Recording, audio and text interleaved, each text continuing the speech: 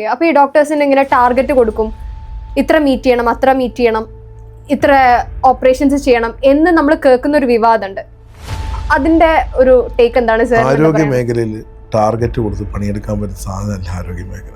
Exactly. ആരോഗ്യ മേഖല നല്ല ചികിത്സ കൊടുക്കേണ്ട സ്ഥാപനമാണ്. നമ്മളെ തേടി വരുന്ന ഒരാൾക്ക് കൃത്യമായ ചികിത്സ കൊടുക്കുന്നുണ്ടോ എന്ന് ഉറപ്പ് വരുത്തുകയാണ്.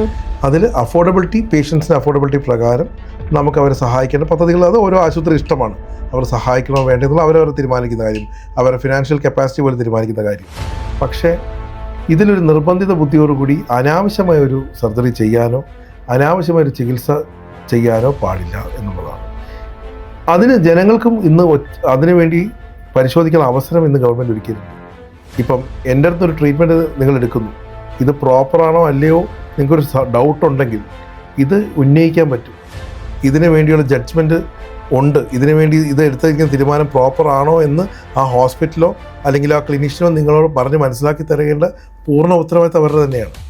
അതിന് നിങ്ങൾക്ക് മനസ്സിലാവുന്നില്ല എന്നുണ്ടെങ്കിൽ നിങ്ങൾക്ക് അത് DMO ഓഫീസിൽ പോയി പരാതിപ്പെടാം. പരാതിപ്പെടുമ്പോഴത്തേക്ക് DMO ഓഫീസ് നമ്മൾ ചോദ്യം ചെയ്യാനുള്ള സാഹചര്യമുണ്ട്. നമ്മൾ അവർക്ക് റിപ്പോർട്ട് കൊടുക്കണം. എന്തിന് ഈ രോഗിക്ക് ഈ ഇൻവെസ്റ്റിഗേഷൻ ചെയ്തു, എന്തിനാണ് ഈ ട്രീറ്റ്മെന്റ് ചെയ്തത്, ആ പർട്ടിക്കുലർ ഡോക്ടറുടെ റെസ്പോൺസിബിലിറ്റി ആണ്. അതെ അതെ. പക്ഷേ സാറ് പറഞ്ഞ പോലെ എനിക്ക് തോന്നുന്ന ഒരു പ്രശ്നം പറഞ്ഞാൽ ആൾക്കാർ പൊതുവെ ഇങ്ങനത്തെ ഒരു സിസ്റ്റം ഉണ്ട് എന്നുള്ള രീതിയിൽ അവെയർ അല്ല. നേരെ മറിച്ച് ഒരു പ്രശ്നം ആയി കഴിഞ്ഞാൽ അവരപ്പം തന്നെ സോഷ്യൽ മീഡിയയെ തുറന്നിട്ട് അറ്റാക്ക് ചെയ്തു.